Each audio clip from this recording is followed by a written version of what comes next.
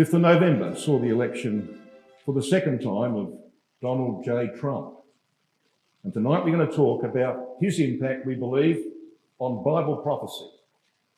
And you can see at the top of the slide, the introductory slide, those words, "the Most High rules in the kingdom of men."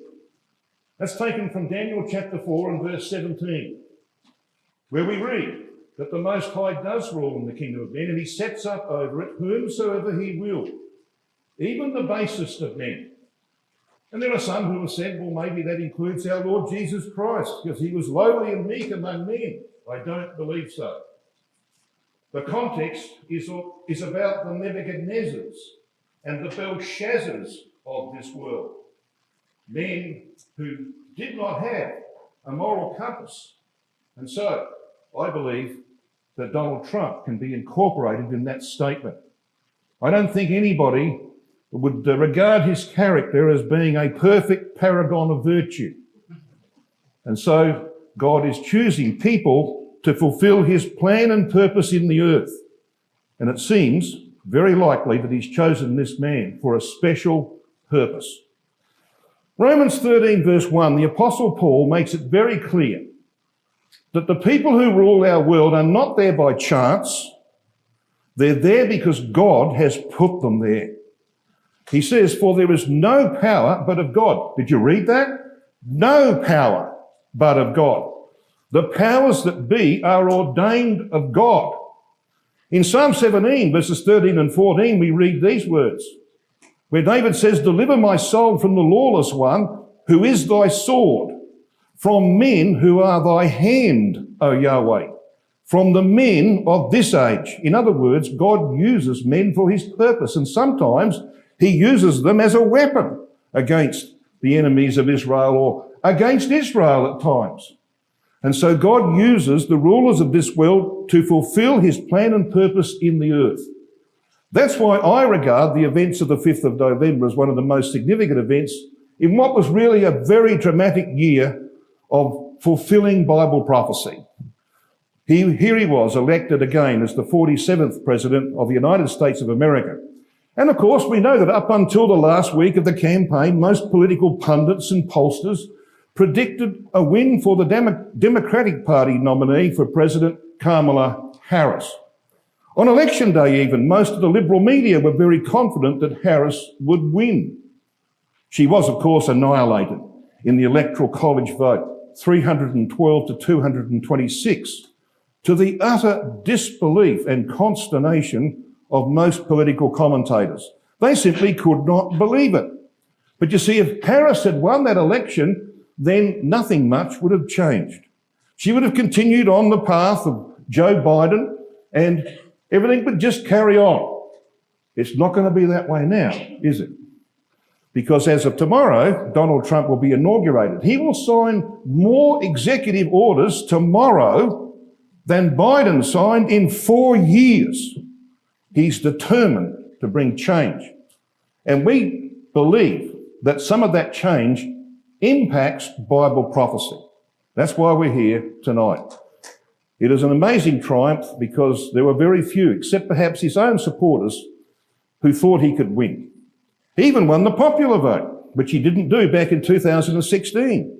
He had been called Hitler by people like Barack Obama and others, and other very derogatory terms by his adversaries.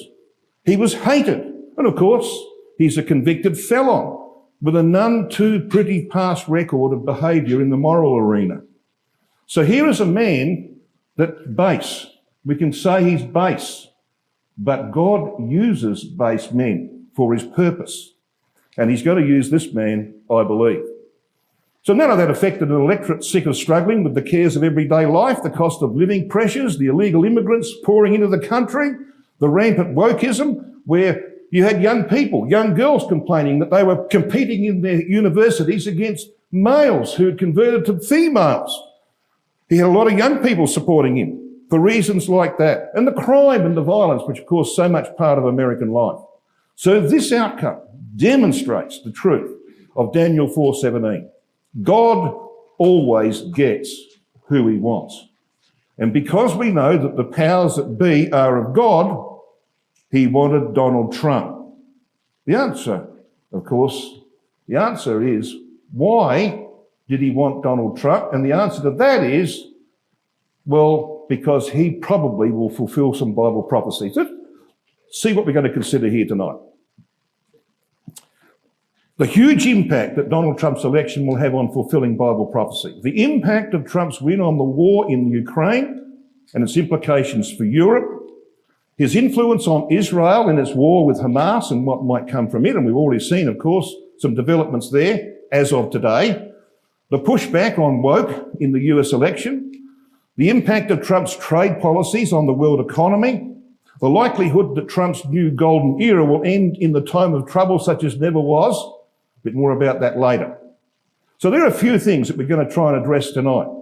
Now, we've just read from Ezekiel chapter 38, verses 1 to 13, and it's very important to lay the foundation for what we're going to say a little later on, because these are the things that we're looking to have fulfilled. These are the clear signs that we're near the end, that our Lord Jesus Christ will soon appear in the earth again, and that after that, the judgments of God will sweep away the wickedness of this world and the kingdom of God will be established. So what does Ezekiel 38 require?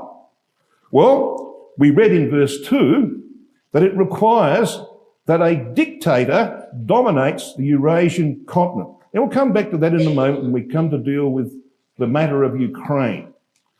It requires in verses 5 and 6 that the territory east and north of Israel be under Gogian control. Gog is the title of a dictator, a powerful dictator ruling over the entire Eurasian continent. It requires in verse 6 that a dependent Europe falls under Gog's political control. We want to demonstrate tonight how Donald Trump is going to affect that outcome. It requires in verse 8 that the West Bank be part of Israel proper at the time of Armageddon. It requires in verses 8 to 11 that Israel be at peace both internally and with its near neighbours, to the point that they take their guard down again and get caught like they got caught in 1973 and on the 7th of October 2023. It also requires in verse 12 that Israel be very prosperous and envied by many other nations. And finally, in verse 13, it requires that Yemen, Saudi Arabia, and the Gulf states will be the first to object to the Gogian invasion from the north. And following them, Britain and the so-called Young Lions, the countries that have a British form of government, Australia, Canada, New Zealand, and India, will follow suit. So that's the requirements of the first 13 verses of Ezekiel chapter 38. And we're going to push on from there and see how Trump's election might affect some of those things. Now, there's going to be a contrast, it's anticipated, between the first and second terms of Trump. With the value of hindsight, he now acknowledges that mistakes were made in his first term as president. Some wrong choices for members of his cabinet, for example. His advisors and government appointees saw a measure of gridlock, even had Republicans who were actually working against him, which is why you've seen some very strange nominations for very important positions by Trump. He recognises that he made some mistakes, and now he's picking some people who he knows are rusted on to his policies, and they will pursue them. He's 78 years of age. He cannot stand again. His party controls every level of government. They control the Congress, the House. They control the Senate. They control the Supreme Court. He's got an open check. He can do basically what he wants, unless, of course, he gets some opposition from his own party. This is the last chance to impact the future of America, and he's determined to do so. And his nominations, as I said, reveal that. This man, like most rulers, wants to leave a legacy, not like that which Biden has left. He wants to leave a very different legacy. He wants to go down in history as the man who made America great again. Well, the Bible says that's not going to happen. He's probably going to preside over a massive depression. And we'll go into that a little bit later. So here are some possible outcomes from Trump being president. The imposition of peace on the Middle East, including the resolution of the Palestinian question. The extension of the Abraham Accord to include Saudi Arabia and other nations. The isolation of America from its traditional allies through the America First policy. The triggering of the looming depression, and the world knows it's coming, by a trade war through huge trade tariffs, particularly, of course, on China. And the withdrawal of support from Ukraine, forcing a capitulation to Russia. Initially, of course, ceding captured territory, but ultimately, as we're going to see from Scripture, returning to complete Russian rule. Some more outcomes. Withdrawing financial support from NATO, which he threatened to do in his last term, by the way, resulting in its dissolution. The end of NATO will see some European nations seeking an alliance with Russia. More about that later. Impetus given to the rapid rise of far-right political parties in Europe who have declared policies to align with Russia. That will result in the dissolution of the European Union in its present form. If Trump's policies trigger a depression, 10 nations to the south of the River Rhine and the River Danube will emerge to fulfill Daniel chapter 7, verse 7 and verse 11. So there we've got what is in front of us tonight. Now it's obvious we're not going to be able to spend too much time on any one of those, but I want to try and nail down some very interesting things that may well result from the election of Donald Trump. And you'll see when we get there why we can say that. Now, turning to the war in Ukraine. Most of you will have Ezekiel 38 open in front of you. I want you to have a look at verse 2 of Ezekiel 38. Here are two literal translations of verse 2 of this chapter. Rotherham, very literal. Son of man, set thy face against Gog. As I said, Gog is the title of a dictator. The word means, the name or the title means, the one at the top. This is one who has the vertical of power, which, by the way, Vladimir Putin has created in Russia.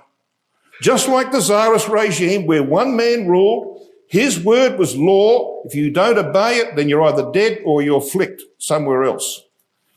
That's what that term Gog means. And it says in these literal translations that this Gog, this dictator, is of the land of Magog.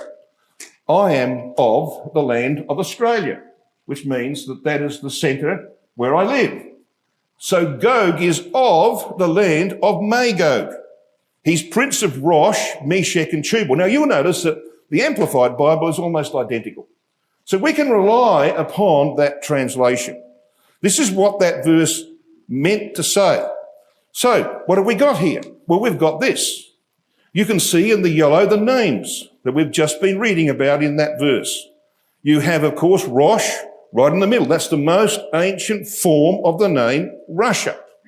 You've got to the northeast of that, Meshech and Tubal. You've got Magog over there to the west of Rosh. You've got Togarmah, a name that we read in Ezekiel 38, to the south. And, of course, other nations.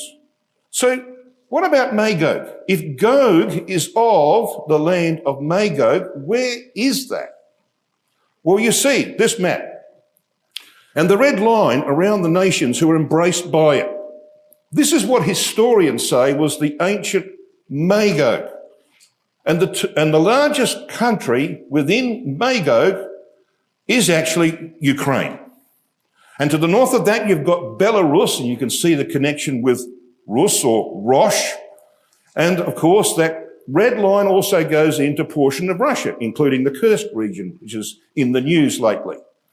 Over on the western side, you've got Germany. So Germany is embraced in that, but what we have here is clearly a reference to the heartland of the original kingdom of the Rus or the Rosh. So where was that kingdom? Well, the yellow shows you where the kingdom of the Kievan Rus was. You can see it goes right up into what we would call Russia today. It includes Ukraine and Belarus. That was their original kingdom. And of course, the most important emperor of the kingdom of the Rus was a man called Vladimir I. And he established the historical capital of the Kingdom of the Rus in a place that is known today as Kiev, the capital of the Ukraine. And that was from 879 AD through to 1240 AD. It was the capital of the Kingdom of the Rus. And the ruler, the most important ruler of that era, was Vladimir I. Well, there's another Vladimir around who's attacked Ukraine. And he wants to go down as Vladimir II. If you have read his very long essay from the 12th of July, 2021, you will know why they invaded Ukraine on the 24th of February 2022. I suggest you look it up. There's no question as the aim of Vladimir Putin. He is going to take over in due time this kingdom. Now, of course, we would have people say, well, he's having a bit of a struggle at the moment, isn't he? Well, yes, lost a lot of men, not that he worries about that. Lost a lot of equipment, yes, but the day will come when no longer will Ukraine receive the support that they are now receiving. I'm going to show you why they won't be receiving that support financially and in military weapons. So what's the immediate impact of Trump's election to the presidency? Well, President Zelensky of the Ukraine really understands it. He was one of the first to congratulate Donald Trump, knowing that he now holds the key to Ukraine's future. He remembers things like this. The BBC report about Trump's attitude towards NATO, expressed in the campaign in February 2024. And this is what Trump said at a rally in South Carolina. Trump suggested that he would encourage aggressors, for example, Russia, to do whatever, excuse the language, the hell they want with NATO countries that fail to pay their dues. So in his first term, he threatened NATO countries that if you don't cough up what you are responsible to deliver to keep this organisation going, then America is leaving it. He didn't follow through on that, did he? But I want to show you that he intends to follow through on this presidency, because he's appointed a man who is his vice president. And many of you will know a little bit about J.D. Vance. This was a headline in the Daily Mail for the 16th of July 2024. Now, if you think Trump speaks unusually, listen to this. Trump sends a message to Europe with Vice President selection J.D. Vance, who has declared NATO a tax on Americans and said the United Kingdom is now an Islamist country with nukes under Labour. And this is one of their close allies, all right? Britain's one of their close allies. And that's the kind of language you're hearing from tomorrow, the Vice President of America. So if someone shoots Trump, and they tried twice, if someone gets him finally, guess who's going to be the President of America? J.D. Vance. He's more Trump than Trump. Trump's all over the shop. He doesn't, he says this thing one day and this is the next. You don't know where he stands. Not with J.D. Vance. He knows where he's going. And this man, I believe, has been put there by God. There is no power but of God. J.D. Vance is there for a reason. And if you said at the beginning of 2024 that he would be the nominee for vice president, they would take you to a mental asylum. Nobody thought that. You know why? Because he used to say very nasty things about Donald Trump. And Donald Trump's got a good memory. Very nasty things about him. And he ends up being the vice president to Donald Trump. You work that one out. So here we've got the hand of God at work, I believe. Moreover, he is an outspoken supporter of Trump's America First policy. He's even stronger than Trump on that. A policy to put an immediate stop to foreign wars so as to ease the financial burden on the US budget. So what is the current situation in Ukraine? If you believe some of the stuff you see on YouTube, you'd think that Russia's going to go down the gurgler tomorrow. Not so. The war is not going well for Ukraine. Russian forces in the east are making steady progress as Ukrainian defences were thinned out for the Kursk campaign. While successful in Kursk, at least in measure, Ukraine now faces 11,000 North Korean troops there. Ukraine has been steadily drained of fighting men, of armaments, and of ammunition, and they are desperate for the Western world to continue supplying them. That may change as of tomorrow. Vital infrastructure in Ukraine is being progressively destroyed by persistent Russian attacks from the air. So what are Trump's promises on Ukraine? Well, he boasted during the campaign that he would end the war quickly. I mean, he made nonsense statements like in 24 hours. I mean, that's ridiculous. It's typical Trump. Nonsense. It won't happen in 24 hours, but it tells you something about his intentions. Zelensky responded by a daring military campaign into Russia itself, into Kursk, because, you see, he wanted some cards so he could trade. He wanted to trade Kursk for the Crimea, for example. And on Trump's election, Zelensky proposed that swap between Kursk and Crimea. There is no chance that Russia will give up the Crimea. You can forget that. Nor retreat in the Donbass, in the east of the Ukraine. And failure to reach an agreement, and a likely depression that will follow, will end US support for Ukraine. They will have no option but to fall back under Russian control. And you know why we know that's going to happen? Because the Bible says it's going to happen. Gog, the great dictator in the north, who's going to lead an invasion of the land of Israel, as described in this chapter, is of the land of Magog. That's his origin, so to speak. That's where the kingdom of the Rus originally was. And Vladimir Putin has made it quite clear that he wants to re-establish the kingdom of the Rus. Read his article, 12th of July, 2021. Now, turning to the rise, and this is related to what we've just been saying, because what happens in Ukraine is going to have a major effect on the European nations to the west. Let's turn to the rise of far-right political parties in Europe. And the reasons for that are many. The cost of living crisis has impacted every nation on the planet. Germany is in serious financial trouble and political strife. In fact, Germany's financial state right now is worse than Greece's was 7 or 8 years ago. Greece had 160% debt ratio to GDP.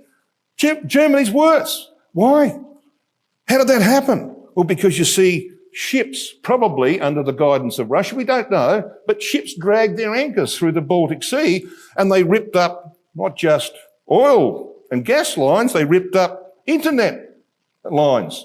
And that, of course, has meant that not only do they not get as much fuel from Russia, but what they do get is twice the price that they used to pay. So when they go to manufacture a Mercedes-Benz, it costs a whole lot more, which means you can't export as much.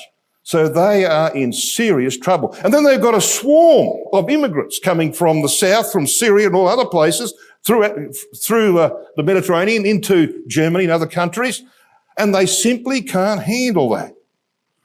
And that's why the far-right AfD party is now polling a close second to the Chancellor's party in Germany. So who is this AfD party? Well, they're not unlike the parties that are now in control of other European nations.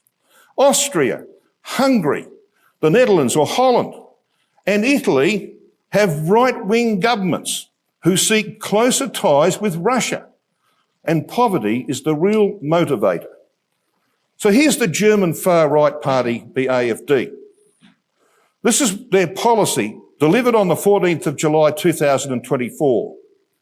And the article said this: the far-right alternative for Germany, AfD, is set to make the controlled dissolution of the European Union one of its key targets for the upcoming European elections. They were held in the middle of 2024. with its leader Tino Kruppala calling Hungary's Prime Minister Viktor Orban one of his main allies. And Viktor Orban, who's part of NATO, part of the European Union, he is dead against the war in Ukraine. He says that we shouldn't be supplying all this money and equipment to the Ukraine. Doesn't help when you're the chairman for a time of the European Union, which is what he is at the moment. That doesn't help, does it? In their European Union election manifesto proposal, which is due to be ratified during the party conference on the 29th of July 2024, the AFD calls for a controlled dissolution of the overbearing European Union. This is what he said, their leader. We're demanding a reset for Europe so that we can use the potential of nation states and rebuild the bridge to the east. You've got one guess as to what he means by that. What do you reckon he means by that? To build the bridge to the east. Well, let's travel east from Germany. Where do you go? Well, you go to Russia. And that's what he means. To rebuild the relationship with Russia. This is why we can say with absolute confidence from Ezekiel 38 verses 5 and 6 that Europe will not need to be conquered by military action by Russia. They will simply fall into their grasp like a ripened fruit. That's what's happening already. So, what about France, to the south of Germany? These are the two major countries now in the European Union, Germany and France, now that Britain is gone in fulfillment of Bible prophecy. Macron made a fatal mistake. He made a very fatal mistake by calling an early election to head off a parliamentary election in France, to head off the sharp rise in the European elections of Marine Le Pen's far-right party. It has backfired on him as the fragile coalition that he had to set up between centre and left parties has crumbled over budget matters. A no confidence motion supported by the left and the right was won by them 331 to 577 in the French Parliament. And it saw the fall of the Prime Minister at the time, Michel Barnier. The Parliament in France is in chaos. They now have a temporary Prime Minister trying to patch together some kinds of coalitions that they can actually govern. That nation is in serious trouble. And there are calls for Macron, who was elected in 2017 and re-elected in 2022 for 5-year terms. There are calls already for him to step down, to get out of the way. So France is in big trouble. So what do you reckon might emerge in France? This party. France has a major far-right Eurosceptic and openly pro-Russian party that receives funding from the Kremlin. Now, this is going back to 2016. It was an embarrassment at the time for Marine Le Pen, the daughter of a man who led the far-right extreme party, and he's just died a little while ago. As the leader of the National Front, which was his party, she advocates leaving the Eurozone, which means getting out of the European Union, withdrawal from NATO, the North Atlantic Treaty Organisation, the abolition of the IMF, the International Monetary Fund, limits on immigration, and forging, notice the green on the screen, forging what she calls a privileged partnership with Russia, just like the AFD party in Germany. You're getting a bit of a feel for where things are heading in Europe? Yeah. So what happens then if Trump withdraws support for Ukraine? Well, the European nations can't continue to provide that support because they're already bust. They're gone. Ukraine will fall into the hands of Russia. And in the elections that are coming up, you know where the AFD sits in the scheme of things in Germany? Second to the Chancellor's party. And they are winning huge votes, numbers of votes in the regional elections in Germany. So they're coming. What happens if you have some sort of depression or financial collapse? We know what happens. The right-wing parties will come to power in Europe. Now, she's had a few problems herself, this woman. She's on trial at the moment for apparently or allegedly embezzling European Union funds. It doesn't matter about whether she's the leader or not. Her party will be probably in power in due time in France. Now, why is this important to Bible prophecy? Well, because you see, the European Union as we know it doesn't fulfill Bible prophecy. It has 28 nations in it. It has to have 10. And those 10 have to be in the territory of the former Roman Empire. And Daniel chapter 7 will tell you that. I haven't got time tonight to take you there. But if you go to Daniel 7, verse 7, and then read on down to verse 11, this is what you'll read. That at the time of the end, there has to be a worldwide empire, so to speak, that covers the territories of the ancient 4 major empires of Babylon, Medo-Persia, Greece, and Rome, because they are going to be overcome. And in the case of the Roman, destroyed. That's what verse 11, you can't destroy something that's not there. So this is what has to happen. You see the red line around those nations, the southern European nations? There's going to be 10 in there. And they'll be there and they'll have support from the papacy. And the Pope will regain a lot of clout and influence in Europe because of the depression that's coming. And people return to religion when there is poverty. Russia proves that, because in the 1990s, when Russia went through terrible troubles, people went back to religion in their droves. That's what they do when you've got nothing. You turn to religion. That's what's going to happen again. Now, we could say a lot more about that, of course. Hope that that might just pique your interest a little to pursue that and to follow that up. Because I want to turn to the Middle East. Trump and the Middle East. One of the boasts of Trump during the election campaign was that he would bring peace to both the Middle East and to Ukraine in a very short space of time. It is reported he had a conversation with Benjamin Netanyahu, the Prime Minister of Israel, and told him to end the wars with Hamas and Hezbollah by the 20th of January 2025. He doesn't want wars being fought when he's being inaugurated. He wants to fulfill a promise. Bring peace to the Middle East. Well, temporarily that might be the case. It is reported that Netanyahu agreed, and what we've seen in the last few days would suggest that. Trump also said he would bring Saudi Arabia into the Abraham Accord. This is not possible, as we're going to see, it's not possible without a Palestinian state. Now we come to 2 very important matters. Will there be a Palestinian state? And where will it be? Well, I want you to come with me to Ezekiel chapter 38 and verse 8. This is what it says. After many days, thou. Now, the thou here is the Gog of verse 2, the dictator of that northern confederacy of powers who will come down and invade the Middle East, and particularly Israel and Egypt. Thou shalt be visited. In other words, God will be involved. In the latter years, if you cast your eye across to verse 16, you'll find that there's reference to the latter days. What time period are we in? Well, we're in the latter days now. How would you prove that? Just read on. Because when you read in verse 8, it says this: thou shalt come against the land that is brought back from the sword and is gathered out of many peoples against the mountains of Israel.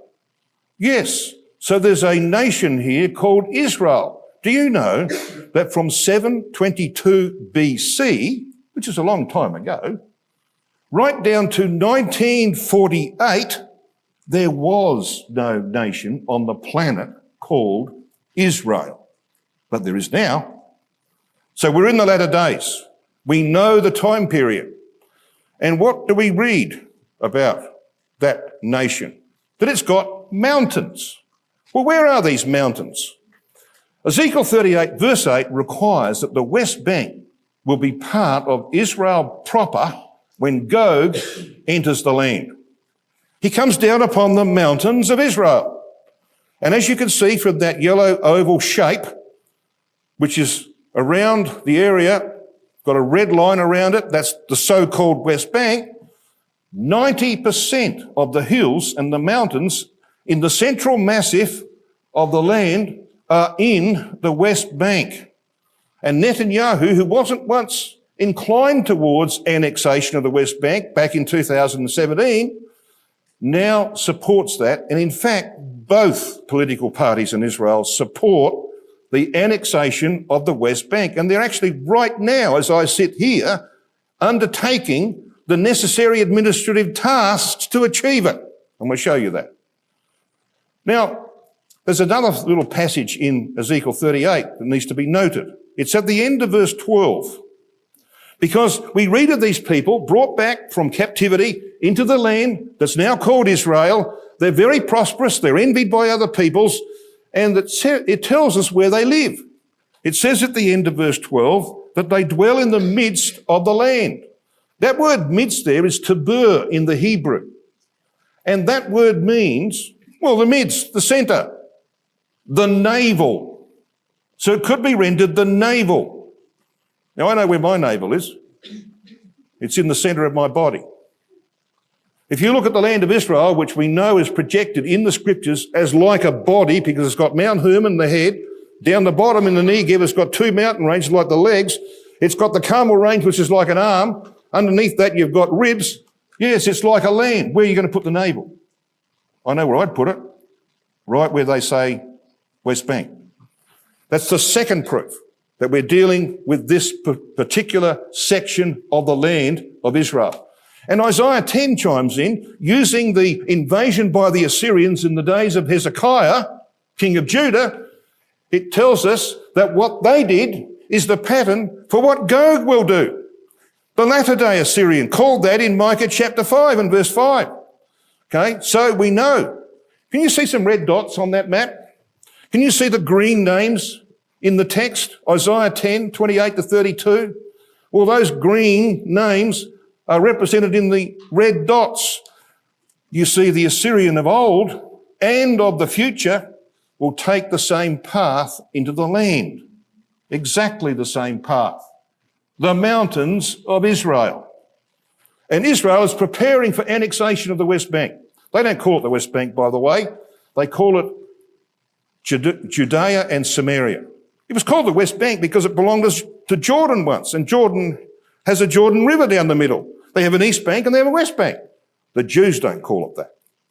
Israel's finance minister, Bezalel Smotrich, lays the groundwork for West Bank annexation. Here's an article from the 11th of November 2024. He said the year 2025 will be the year of sovereignty for Judea and Samaria. He said Trump's victory also brings with it an important opportunity for the state of Israel. We were a step away from applying sovereignty to the settlements in Judea and Samaria, and now is the time to do it. He went on to say this: today there is a broad consensus in the coalition and in the opposition, because both major parties in Israel have got the same policy, that the establishment of a Palestinian state would endanger the existence of the state of Israel. 2025 will be the year of sovereignty in Judea and Samaria. I instructed the Director of Settlements in the Defence Ministry and the Civil Administration to begin professional and comprehensive work to prepare for applying our sovereignty, he said. It's already underway. It may well happen in 2025. So what does prophecy say about a two-state solution? If the Palestinian state won't be in the West Bank, because the West Bank will be part of Israel proper, where might we expect to find a Palestinian state? Well, in actual fact, they still want one. 157 nations on the 3rd of December last year voted to cling to the policy of a Palestinian state, a two-state solution. And, of course, they think they're going to get their way. Well, they probably will, but it won't be in the West Bank. So where will it be? I want you to come with me to these three references. Now, I've got to be quick with this, but I'm going to do my best to show you that we're dealing with the latter days here in these three contexts. In Joel chapter 3, Joel's a bit further on in your Bibles. Joel chapter 3, we have a chapter that deals with Armageddon. You can read it for yourself. Clear. It's very much like Zechariah 14. It's about the Gogite invasion from the north coming into the land. It's clear that it's the latter days because the end result is the establishment of the kingdom of God on earth. So look at verse 4. This is what it says. Yea, and what have ye to do with me, O Tyre and Sidon? I think that's where the Hezbollah hang out, don't they? Tyre and Zidon. And all the coasts of Palestine. And that's all I want. That's all I need. Does Palestine, if there's a state in the West Bank, does it have a coastline? No. The closest that the West Bank section in the Green Line gets to the Mediterranean is 9 miles, whatever that might be in kilometres. All right, that's the closest it gets. It doesn't have a coastline. So there is an entity, at the time of Armageddon, there's an entity in the Middle East called Palestine. And it's got a coastline. Come to the next reference, Zephaniah chapter 2. A bit further on in our Bibles. So what does Zephaniah say about this? Zephaniah chapter 2. Now again, it's very important to establish the time period. What are we dealing with here? Is it our time? Well, I want to show you verse 11 first up before we go back to verse 4. Have a look at Zephaniah chapter 2, verse 11. It says this, "The Lord will be terrible unto them." Well, who's the them? Well, the them are those nations mentioned in earlier verses. In verse 8, for example, you've got Moab and Ammon. So he's going to bring judgment upon nations who have mistreated his people Israel. But read on in verse 11. "For he will famish all the gods of the earth."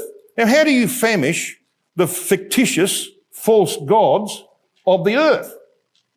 Well, you take away their worshippers. You remove from them those who are their devotees, who worship them. So they are starved of people worshipping them. And what's the outcome of this famishing of these false gods of the earth? Well, look at the end of verse 11. "And men shall worship him." Well, who's the him? Well, it's the Lord, Yahweh, the God of Israel, at the beginning of the verse. "They shall worship him, every man, every one from his place," which means in their own countries, in their own lands, even all the isles of the heathen or the nations. Yeah, just like Australia. It's an island. It's a big one, but it's an island. So even in Australia, the most irreligious country on the planet, people will be worshipping the God of Israel. Sorry if there's any Australians here. But it's true. You know how many people have any form of religion in Australia in the last census? 27% will acknowledge any religion. And most of them are in the new religion. You know what that is? Witchcraft. That's our country. But the time's going to come when every surviving person on the planet will worship the God of Israel. You got your context right? Go back to verse 4. Zephaniah 2, verse 4. "For Gaza shall be first." Oh, that's interesting. That Gaza should be first cab off the rank. "For Gaza shall be forsaken, and Ashkelon a desolation, and they shall drive out Ashdod at the noonday, and Ekron," which means to root up, "shall be rooted up." Then read the next verse. Verse 5. "Woe unto the inhabitants of the sea coast." So we know that this entity has a coastline. "The nation," so they're a nation, all right? "The nation of the Kerethites." You know who Kerethites were? Philistines.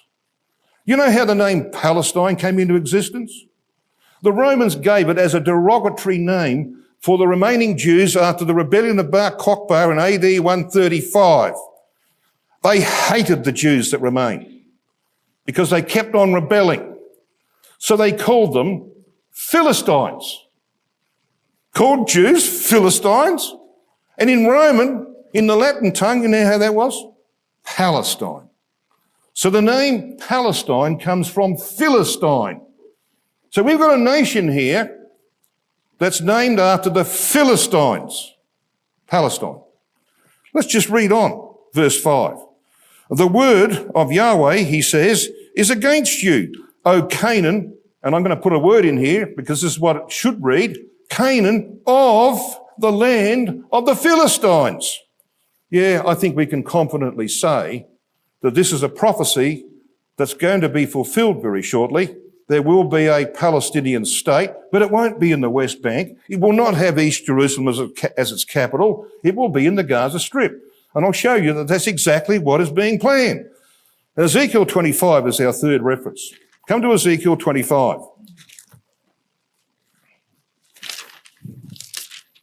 Now again, I'd like to spend a bit of time in the surrounds to show you the time period. But you can do that from verse 17, the last verse of the chapter. It says this, "And I will execute great vengeance upon them," and we'll find out who the them are in a minute, "with furious rebukes, and they shall know that I am Yahweh, when I shall lay my vengeance upon them." When do you think that might be?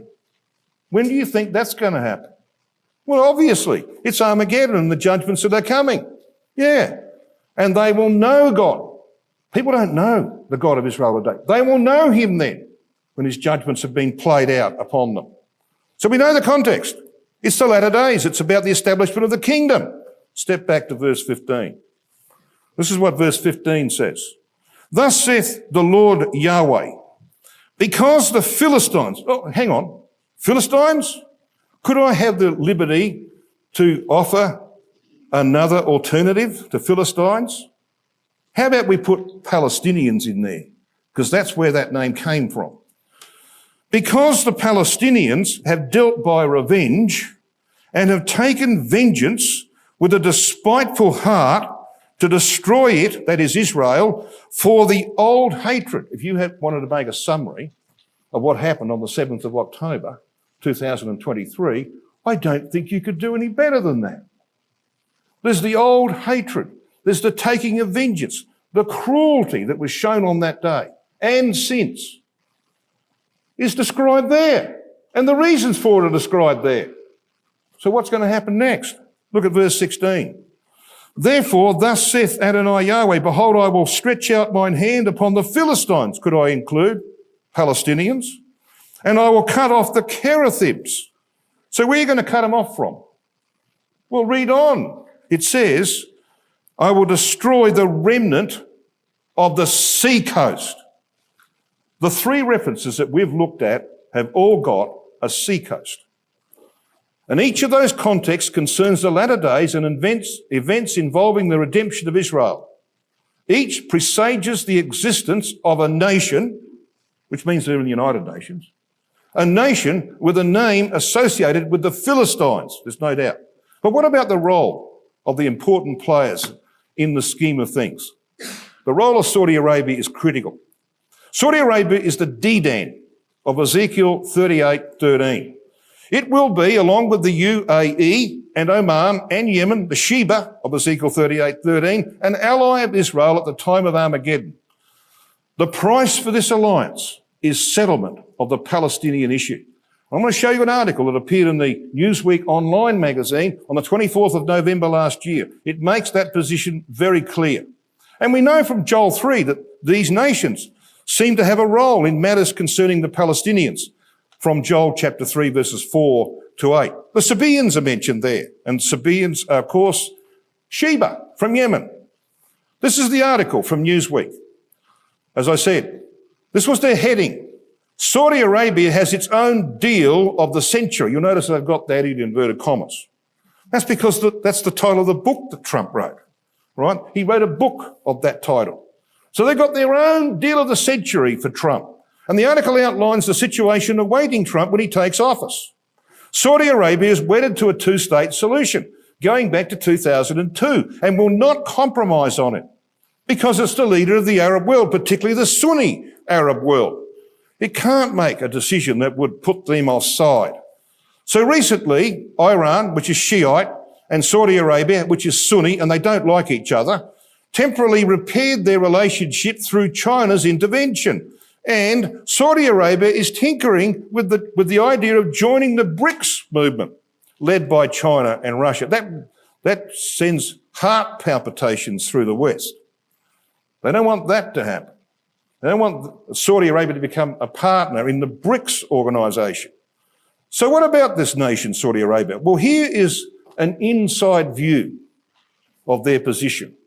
Abdullah bin Farah al-Shaya, a retired brigadier general who previously served as a Saudi military attaché in Washington, commented this way: "This is a complex and thorny issue that was at the same time one of the most important pending issues of the Middle East, one in which Saudi Arabia was urgently looking for peaceful solutions as long, notice this, as long as they serve and enhance its interests, but not at the expense of the Palestinian cause. So if they want Saudi Arabia in the Abraham Accord, there's only one way to get it. There's got to be a Palestinian state. But we know it's not going to be in the West Bank, which is what makes this article very, very important. This goes right back to the 16th of December 2017. That's a little while ago. It's nearly 8 years ago. It said this. This is from Debka. They got behind the news and they said this.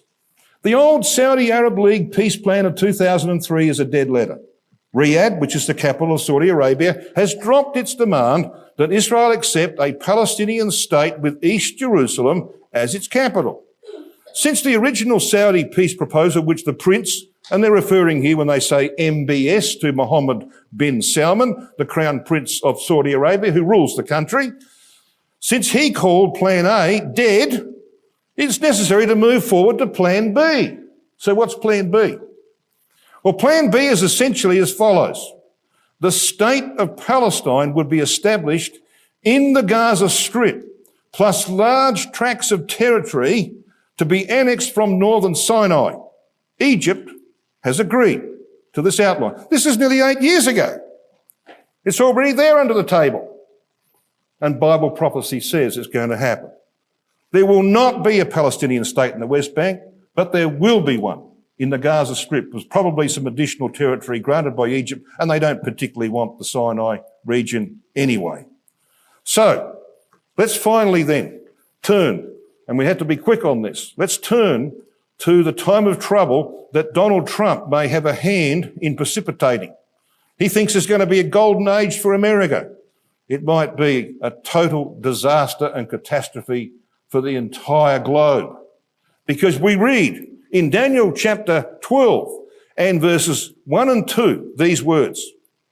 We know the time period. It's the time of the end. And at that time shall Michael stand up. It's the title of our Lord Jesus Christ. The great prince which standeth for the children of thy people, and there shall be a time of trouble, such as never was, since there was a nation even to that same time. And that's saying something. And at that time, so it's a concomitant event, thy people shall be delivered. Now we know who they are, because it tells us who they are.